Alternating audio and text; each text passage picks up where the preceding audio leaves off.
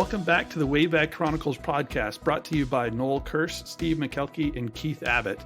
In this podcast, we talk about the greatest events since 1970s to the present. Noel and Keith are really going to kick us off with our mashup episode, and we're going to wrap up 1992 with this episode. And we're going to really sort of dig into movies and just some variety of different 1992 topics. So, guys, take it away. All right, go for it, Keith.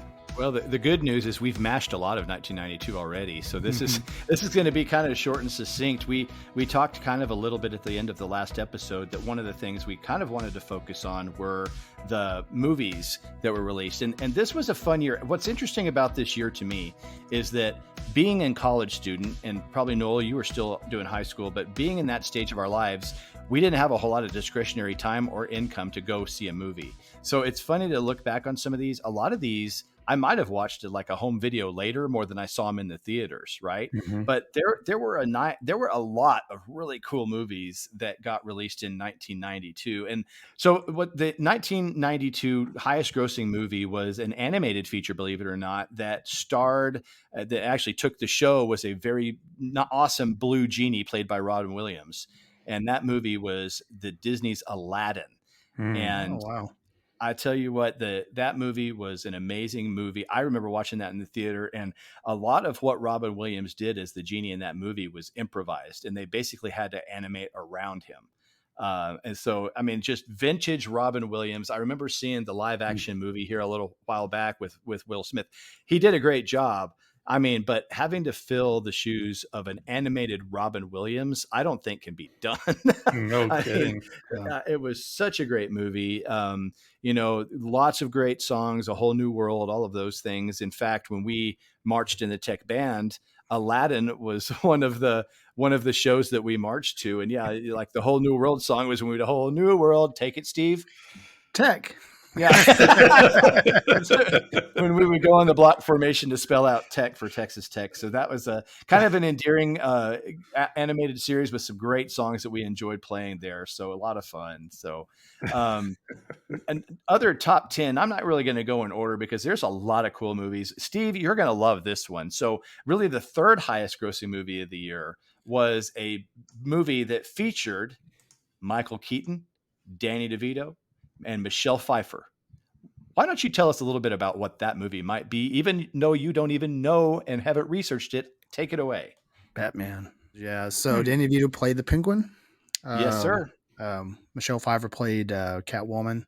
Yes. And it was such a great script. I still think, the original Batman with Michael Keaton and Jack Nicholson. Yeah. Jack Nicholson was the best one of the two, but Danny DeVito did a really good Penguin, and he really he showed a layer in his acting skills that I didn't know we knew existed. I mean, we thought he transcended in the movie Twins, and right.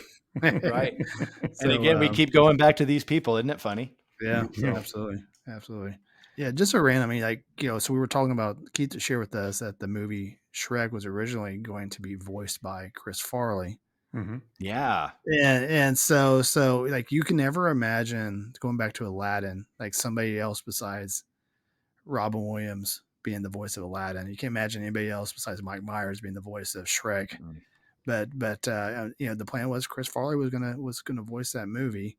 I hope I didn't kill anything you were talking about later, Keith. But no, that's not for years later. But it's just okay. You're right. And as much as I loved Chris Farley, I can't imagine him being Shrek. Like Mike Myers is the voice of Shrek, and there's no question. So yeah, it's funny, but it was kind of interesting to go back and see that. We'll have to launch that this week while we're talking about it because it's absolutely. A really cool thing. Yeah, so Chris Farley recorded what is like 80% of the lines for that movie before he died. Mm-hmm. And was it 2015? I think it was when those recordings were circulated online. And if you go out on Twitter, you go on Twitter and look for it, you'll find it. It's kind of weird. I mean, he kind of had a different take on the Shrek character. He kind of had it was a younger version of Shrek, where Mike Myers was more kind of an older cynical guy. Yeah, very, very cynical. Farley's was very much kind of an innocent and young, and that kind of take on the character was kind of interesting. But difficult to hear Chris Farley as that character goes. So Mike Myers is sort of synonymous with that character. But Yep. Batman Returns was 1992 with Danny DeVito and Michelle Pfeiffer. The scene where she has the little neon sign that says "Hello there," and then she breaks it up with the letters where it says "Hell here." I just thought that was so cool. Yeah, I remember that to this day. I'm like, whoever thought of that was brilliant. So pretty cool.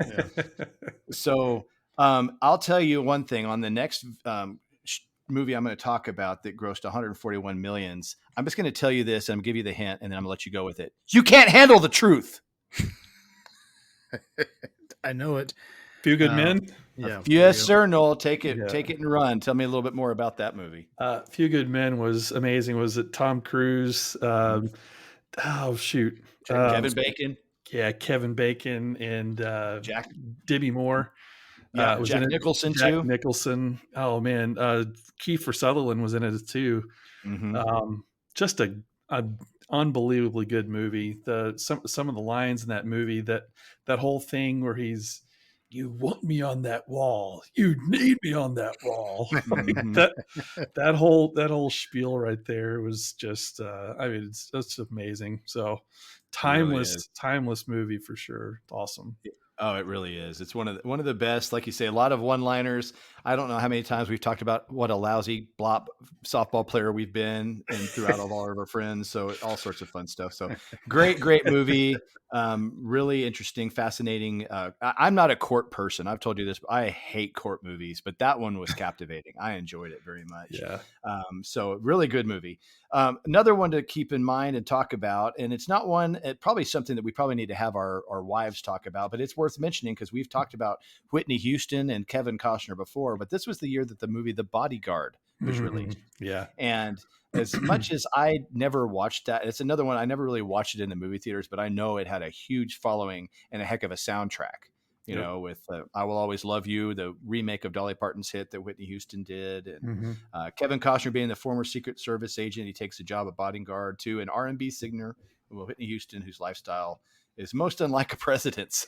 So kind of interesting synopsis there. Good movie. Have you ever seen it? I've seen it once, but I don't know much about it. So take it and run, man. Well, I mean, I don't remember it. It was like, well, it was a long time ago, but I remember remember going to see that movie on a date. Sorry, I'm having a hard time talking today, but took a date to go see that movie, and it was really good. I mean, it was Kevin Costner kind of starts off. I mean, he's kind of stodgy and cold to Whitney Houston's character, and then I think as the movie goes on, they develop a close relationship. And I mean, he, won't ruin the movie for you, but he takes a bullet for her, and it's pretty good movie. Not really into those kind of love stories and that kind of stuff, but her voice and her music was just, I mean, her voice is just unbelievable. What a talented person she was. No doubt. Great voice, and heck of a good casting. Very, very interesting plot lines, and I remember hearing a lot about it. And I think I heard it so much I didn't want to see it. I was so tired of hearing about it. Yeah, it was overplayed on the radio, that's for sure. Oh man, yeah. But that's, I mean, Whitney Houston. How can you not? Like you say, that's another one of those that since the '80s, it's that's a hit after hit after hit maker. Yeah. We've mentioned that before. In all of the different music episodes that we're talking about. Yep. Another one that's a little bit more lighthearted, and we were talking about Mike Myers, Steve, and it's funny that you bring up Mike Myers because number 8 highest grossing movie of the year in 1992 was a little film that was spun off of a little skit on Saturday Night Live between Mike Myers and Dana Carvey, and that was the movie Wayne's World. Nice. Okay. Man, what a classic. I firmly believe the movie Wayne's World is solely responsible for why Queen is still cool to this day. Yeah, totally. Bohemian Rhapsody wasn't a thing until that movie came out. I mean, it really wasn't. Bizarre. And that car scene, I mean, I don't think there's anybody in our generation that won't start doing the headbanging scene when the instrumental kicks in. You can't even do it on a podcast without doing it. You see what I'm saying? So I still think, Keith was, really stole from Mike Myers. Excellent. Excellent. The hands over the ears Okay. gesture. All right. I think so many times I saw Keith do that, I couldn't keep count. Okay. I've got so many people now that say I look like Mike Myers, and I think it's because I kept doing those personations with everybody's like, and it was funny because even a couple of years into my company now, we do these little banquets, and they were like, "What actor are you most looking alike?" And they put up a picture of Mike Myers for me in Wayne's World's outfit. So I thought that was kind of funny. So anyway, great movie. I mean, absolutely pointless plot, but it was all about the interaction between Mike Myers and Dana Carvey. And I mean, everything about that movie I love. That from the Twizzler licorice little console that they have in their pacer, all the way to Bohemian Rhapsody. Everything about it is just perfect in my opinion. I would watch that today and laugh just as hard as I did the first time I watched it. One of the funniest parts of that movie is when they're talking to Alice Cooper and he's all in his makeup and everything, and he's like, Milwaukee. Milwaukee. Actually, it was funny. We were talking about Alice Cooper is on tour right now, and somebody had a picture of him at a golf course in Lubbock, and I was talking about that. I'm like, can you imagine Alice Cooper being in Lubbock, Texas, playing golf in a polo shirt? And he was. I mean, this picture has him in a polo shirt and a hat, and I'm like, and they're like, I can't imagine that guy. I'm like, actually, he's really intelligent. Did you know he even knows what Milwaukee came from? And they don't understand this from Wayne's World, so it made me feel smart.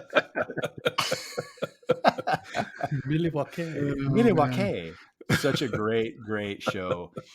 And speaking of, audiences were kind of split on it. You had the funny people and then the serious people. So it was kind of a split audience on people who like it or not. Mm-hmm. Speaking of splits, the next movie came out is that I would like to talk about is Basic Instinct. If you want to talk about the split. Let's see what you did there. And you like that? That's quite the Sharon Stone. Quite the segue there, Keith. Thank you. I literally know nothing else about that movie. I can't remember what it's about now. I mean, serious. Noah, how do you remember it? Is that the one? Is that the Boiling Rabbits one, or was that was Fatal Instinct? That was Fatal Attraction. Fatal Attraction. Sorry. Yeah, with Glenn Close, right? Yeah, Psycho. Kind of the same idea, though, right? A violent police detective investigates a brutal murder that might involve a manipulative and seductive novelist. Yeah. So Michael Douglas, Sharon Stone, grossed $117 million, the 9th highest grossing movie of the year. So pretty interesting. Kind of what got Sharon Stone her start more than anything, and. And so, but again, other than that scene, I remember little about it. Anyway, I will tell you a movie that I do remember a lot about, and that's this next one, the number 10th highest grossing movie of the year.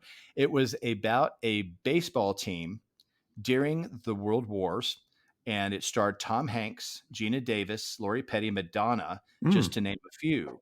But it was about all-female baseball teams during World Wars. I can't remember if it was World War I or II. I think it was World War II, that they were trying to continue continuity of Major League Baseball and created some female leagues. And that was the movie A League of Their Own. Mm-hmm. I loved in baseball. Oh, man. One of the best quotes of all time. And I just thought it was a really, really, really great movie. Everything about it, the casting was perfect. Everybody in that movie fit their part so well. And there was parts that was so serious, and then there were parts that went back and were just hilarious. Tom Hanks talking about a former washed up drunk baseball player, just a perfect addition and a perfect casting for him doing that, as of course all of them are, and Rosie O'Donnell, that was really one of her first entrances into movies. And you may have an opinion of her one way or the other from her current state in some of the television that she's in, but she was a heck of a good actress. In that movie, she sold it for me as far as where she really stole the show in a lot of ways for that movie. It was really, really good. So great movie. Do y'all have any other thoughts about that movie? Wasn't Madonna in that movie as well? Yes. Yeah. She was. It was pretty good. I mean, it's pretty good acting too in it from her. I didn't know she. I don't know if that's. I don't remember her being in too many movies back in the day. I mean, but I thought she did pretty good. Yeah, I've only seen that movie like a couple of times. I mean, it's when Linda's got it on TV, and I have don't want to get up off the couch. I don't want to start a fight with her over the, over the remote. I'll watch it. Good one to do. Oh. No, it's pretty good flick. I enjoyed it very much. The next one is kind of a revitalized the Western genre, and that was a Clint Eastwood directed movie called Unforgiven. And this movie was a bunch of kind of older cowboys that came back. Gene Hackman stars in it, Morgan Freeman, Richard Harris, Clint Eastwood. Basically, a retired Old West gunslinger. His name is William Money. Reluctantly takes one last job with the help of his old partner, Ned Logan, and young man, the Schofield Kid. And really, a lot of, if you look at a lot of opinions of what one of the greatest Western movies are of the modern age, that fills that bucket of one of the top that everybody recommends as being one of the most, best recreated movies of the Old West to bring it into a kind of a present day audience. So pretty cool movie. I think I've ever seen that. You haven't? I saw it once. I remember, I'm not a huge Western guy, so let me just throw that out there. Yeah. But I enjoyed it the one time I saw it. But I just remember it was a good Western movie, and then I moved on. So, but other movies of this year, just to go around some, Under Siege, the Steven Seagal movie where he's trying to help the battleship that gets taken over by a bunch of hijackers. Tommy Lee Jones is the head hijacker, if you remember. And there was this lady, Erica Eleniak of Baywatch, that was the girl in the movie. And so, yeah, don't remember her at all. I'm kidding. But anyway, so yeah, great movie. Kind of what catapulted Steven Seagal into the public eye, I think, if I remember right. That's funny. Don't remember it all. I'm kidding. Yeah. Great show. And then the Jack Ryan thriller. This was the first one that featured Harrison Ford, and that was Patriot Games. So if you remember, I believe it was Alec Baldwin did Hunt for October, right? And then he decided not to continue the role of Jack Ryan. So Harrison Ford took over Patriot Games. And I personally thought it was one of the better ones of the Jack Ryans. Love that whole series, man. I love all of it. It's got all the stuff I like. It's got the military stuff involved in it, spies and FBI and all of the stuff, Yes. And Harrison Ford did such a good job in that Patriot Games movie. It's really good. I did too. Yep, trying to protect his family and also be who he was as Jack Ryan, and such a great movie. And did you see that one, Steve? I think I did a time or two. I never was like in the 92. I feel like I'm so busy with other stuff. I didn't really slow down to watch movies much. And Darth Vader was in it too. James Earl Jones. James Earl Jones. Freaking froze him in carbonite again. Come on. Great show. It's good. Yeah, it's really like, yeah, it's funny. I tell you, it's crazy to see folks like Harrison Ford and all these folks. I mean, it's like every year that we do this, these same names come up as actors. And you talk like Tom Cruise is in here. Harrison Ford is in here. We've talked about them. I mean, how many times have we talked about some of these guys? Clint Eastwood. I mean, Tom Hanks, Michael Douglas. All of these people are just, I mean, Kevin Costner, Whitney Houston, we've talked about in movies, Tom Cruise, Jack Nicholson. I mean, all of these names are, I mean, what are some of the best movies that you can think of? What's your favorite movie of Tom Cruise? I think the original Top Gun for me. I mean, it's just we're talking. I mean, nostalgic. I mean, the Maverick remake of that was so good, phenomenal. My gosh, that was good. But I mean, that was built on that off of Top Gun. I don't know. There's no way the second one could have been pulled off without the feels of the first. Absolutely. Absolutely. You talk about nostalgia. The whole Maverick movie was really a nostalgic movie about the first one and kind of closing some of the storylines that were left open from the last one and continuing some new ones and stuff. It was just really, really good. But yeah. What about you, Steve? What's your favorite? Can't stand the guy. I just okay. I mean, he was okay in Jerry Maguire. Yeah, I enjoyed that one, but that's probably like the only one I could tolerate. But even I just think he overacts, and it's like I just want to punch him in the face every time I see him on the movie. So that's funny. That would do it. What's yours, Keith? Well, yeah, I like both of those. I also like the first Mission Impossible. I thought was really good. Yeah. I haven't seen. I don't think I've seen Fallout, and I haven't seen the newest one. But I really the first Mission Impossible was really cool. How he gets like has to barely hover over that floor of that security room and all that kind of stuff. I thought it was really cool. Yeah. This year there was also another Tom Cruise movie. It was he was an Irishman that came to the United States called Far and Away. Hmm. And I don't know if you ever saw this movie or not. Another tech band song, by the way, that came out during that same year. But Yeah. very, very good show about an Irishman that comes to find jobs, like kind of through the Irish in the late 1800s, where a lot of the Irish people are starting to come to America, and he becomes a local bare hands boxer and rides in glory, and then he has so many things go south on him. But it's one of his more subtle movies, but in my opinion, it's one of his best, and it doesn't let him be obnoxious so much as it's more like a humbling movie and lets him come back into things. Really good movie if you haven't seen it. In fact, that's the movie that he met Nicole Kidman in. So that's how he met Nicole Kidman, was through Far and Away. So Screwed good that movie. up. I thought he did. I thought he was good in Rain Man was really such a good movie. And then Few Good Men we already talked about was good. The Firm was really good too. I just like the Gresham movies or the Gresham books really, but yeah, if you're not really into the law scene, The Firm is probably not your thing. But I thought it was really good. But yeah, nice. I remember watching it. I thought it was pretty good. So. Yeah.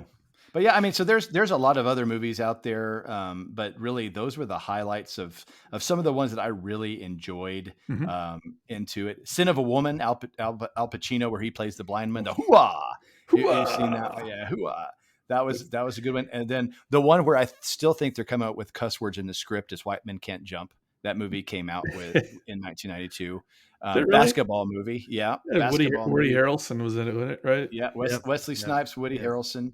Steve, you saw that one, didn't you? Yeah, Rosie Perez. Yeah, it's a sport. If it's a sport movie, then Steve's probably seen it. Yeah, I've seen the movie The Natural probably 100 times at least. Oh my gosh, yeah, that's a good movie. Yeah. I'm about to tell you something that I am ashamed of. I have never finished that movie. Some reason I'm not surprised. But no, I've always wanted to, and it's like I always get in the middle of it, and I want to start at the beginning and watch it all the way through. I'm going to do that. I'm going to do that this month. I'm going to finish The Natural. That's my goal. Because I love it. I love every bit of that movie. I love. I just never have finished it. Something has always come up. Do you know how it ends? No, don't tell me. I literally don't want to know. It's the best part. That's what I heard, and I fortunately have never been spoiled of it, and I want to watch it. So go watch it. Yeah, it's real good. I forgot there was a movie you just said that Steve hadn't seen. I was like, how could you? Oh, Sin of a Woman, Al Pacino. So the whole plot line for that is he's blind, and so the whole scent of a woman is they can't see, so he relies on his other senses and stuff. So, but it's a good movie, Steve. It's good. Yep. Sounds lame. It's really a strange movie to learn about unless you see it. That's one of those you really have to watch it to appreciate it. I think. Describing the plot, I can see where you'd be like, yeah, I don't want to see that. But trust me, he's a really good actor. It's a good movie. But I will stop trying to sell it. Apparently, it's a sale you can't have. So if good. Robin doesn't want to watch it, I'll never see it. So there you go. Fair enough. She's probably seen it like 14 times though. So. Do we want to toss the deaths of 1992 into this episode, or do we want to wait for another? Oh yeah, we're only about 20 minutes in. Okay, so we can just finish it.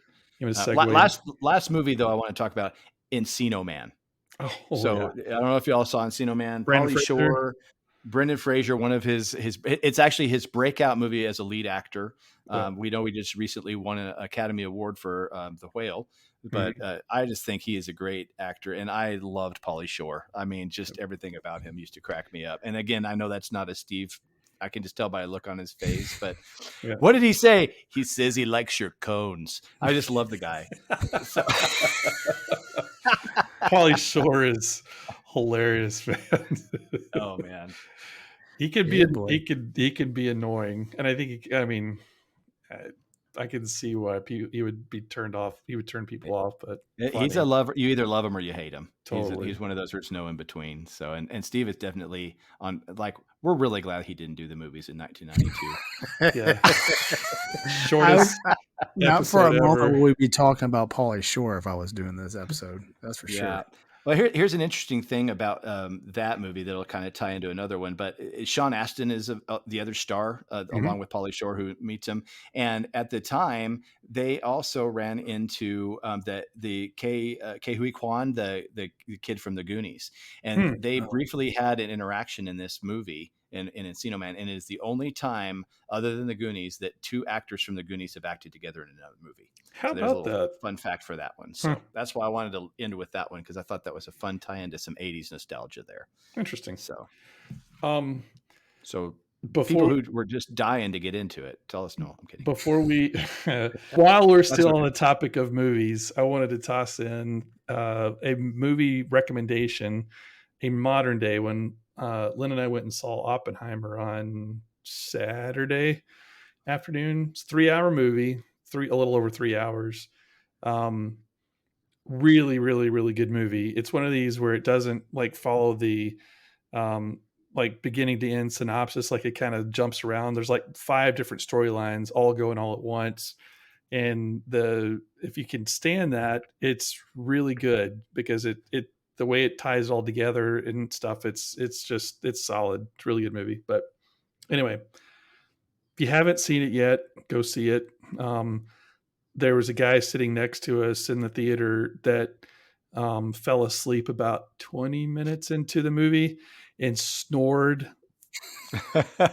I mean, so loud. And thankfully, he had a friend with him, and his friend like nudged him, and the guy woke up. And like 5 minutes later, after he woke him up, he was right back asleep and snoring.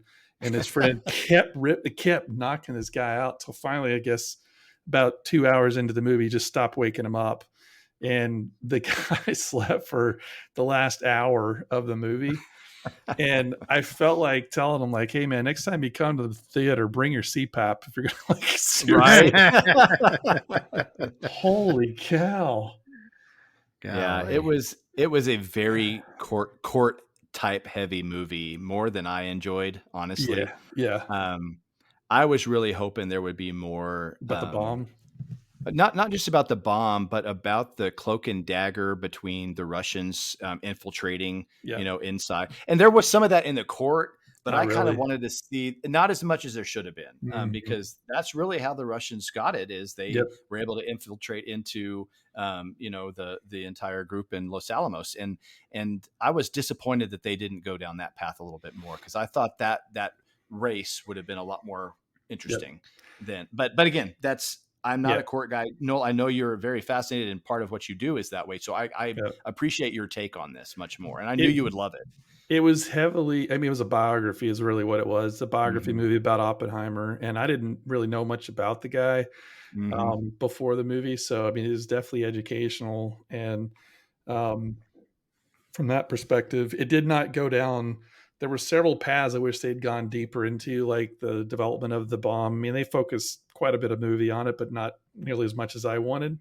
Yeah. The whole Russian, espionage part, spying and Hmm. everything, I would have loved to dig into that Oh, me more. too. There Me were some too. storylines, like you said, that they just didn't hit very well or didn't go Right. down very far. They focused heavily on how he was shunned by the politicians and the elites and Hmm. stuff back in the day for having an opinion that was different than theirs. And I mean, it's a good message. Relevant for today, that's for sure. Yeah, for sure, but not what I expected. But it was still a good movie, and overall, I definitely would go see it again. Yeah. Uh, No, but I enjoyed it enough to yeah, see it again if I yep, wanted to, if I had the chance. But yep, for sure. yeah, it's definitely you need to make sure that your mind is mentally ready Yeah, it's not a lighthearted just uh-uh. easy watch. It's a tense watch, It So is. It's a good movie though. But absolutely. all right. So 1992 deaths. You know how you go to these websites and there's like, I mean, there's thousands of people, hundreds of people, I guess, that died in 1992 that are famous. And some of them, you scroll through the list that the research department brought to me. I'm like, this guy was a physicist, never heard of him. This lady invented like the curling iron. Doesn't really affect my life very much. I mean, you go through all these. So I kind of procured, I think these are only like 6 that are noticeable names that I think we all probably would recognize. The first of those was Sam Walton, the Oh yeah, of Walmart fame, died in 1992, and I wonder if he was buried in a Chinese procured coffin. I wonder. Probably, but it had a made in USA. Yeah, So probably a flag on there somewhere on the bottom. Yeah, I bet there was. Anthony Perkins, actor, died in From Psycho, 1992. right? Mm-hmm. Robert Reed, Mr. Brady from the Brady Bunch, died in 1992. So, and then Benny Hill, which I don't know if you guys ever watched Benny Hill. Oh, heck yeah. Show that could never be played today. Oh, ever. gosh. No doubt, man. That was like late night TV, you know. Oh my gosh, I'm not supposed to be watching this, but it's awesome, funny. Oh yeah, God, hilarious. Sam Kinison, the comedian. Too soon on that guy. No kidding. No doubt. No kidding. And the last one, I don't know if you guys, Keith, I bet you're gonna know who this is, but Isaac Asimov. Oh, Asimov, yeah. Astrologist. So yeah, those 6 were the ones, after I scrolled past all the physicists and scientists and blah blah blah, Nobel Prize winner, blah blah blah, whatever. Good for them. They're dead. These people I had actually heard of, but anyway, just a few people. I thought Sam Kinison was great in Back to School for Rodney Dangerfield. Of course, I think y'all know I love Rodney Dangerfield. I like the crack of his jokes. Yeah. Oh man. Say it. Yeah. I won't even try to remember the exact names, but it's such a great thing. Oh man. Good stuff. Anytime Rodney Dangerfield got on Johnny Carson, I'll watch that every night and make me happy before I go to bed for the rest of my life. Oh, it's heck yeah. Funny. He was his character from the moment he walked out to when he walked off. It was amazing. Hilarious. My favorite joke, I told this on the old podcast, but my wife's, she's not a very good cook. She tried to cook me a chocolate mousse the other day. I got an antler stuck in my throat.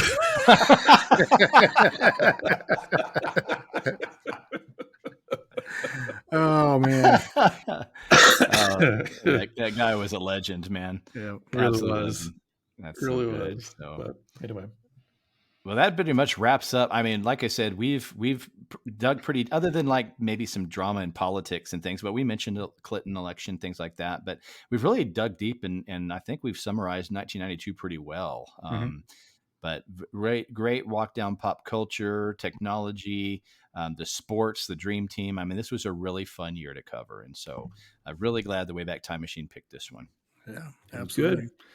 Shall we have her pick another one? I think so. It's time. All right. Well, Steve, you want to turn the key and get her going? And crank her up here.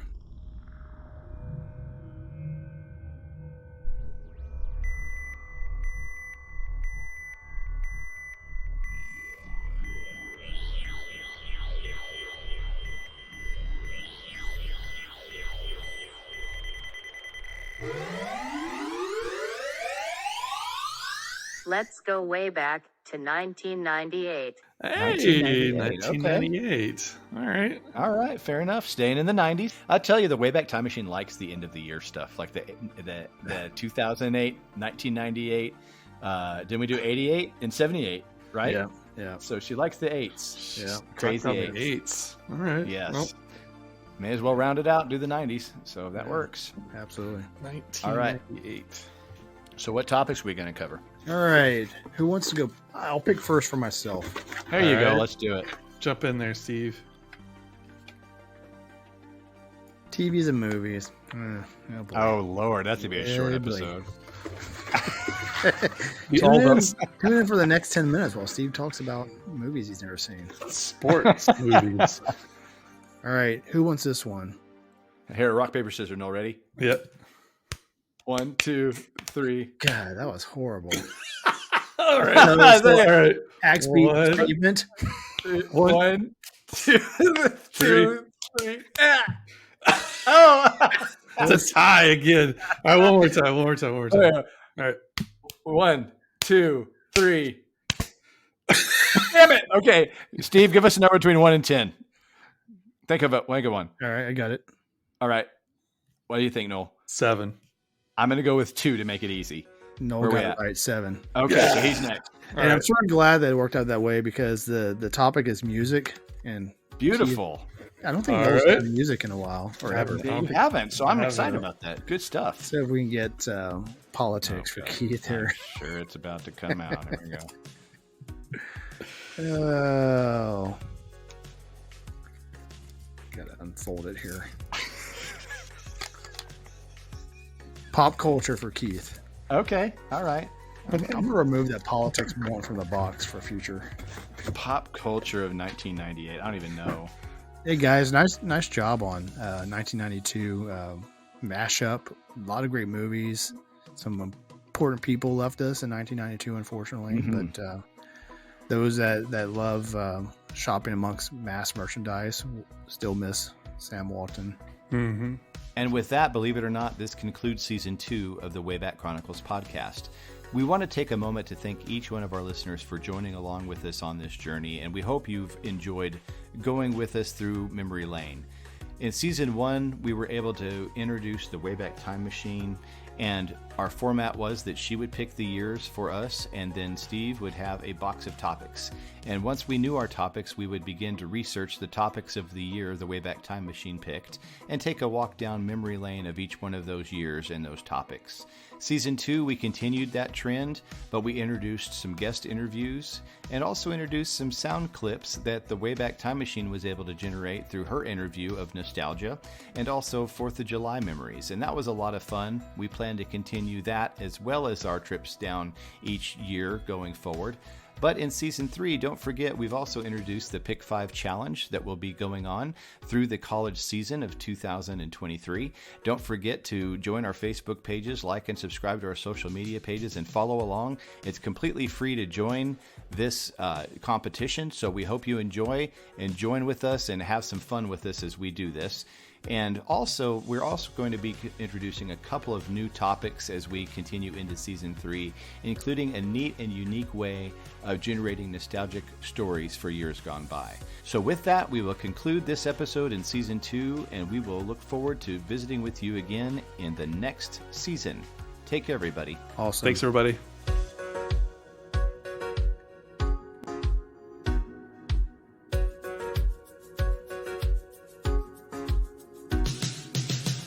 Thanks for listening to the Wayback Chronicles.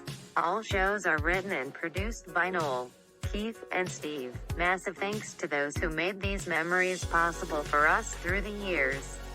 All songs, sounds, and effects have been attributed in the comments section and through links listed on waybackchronicles.podbean.com.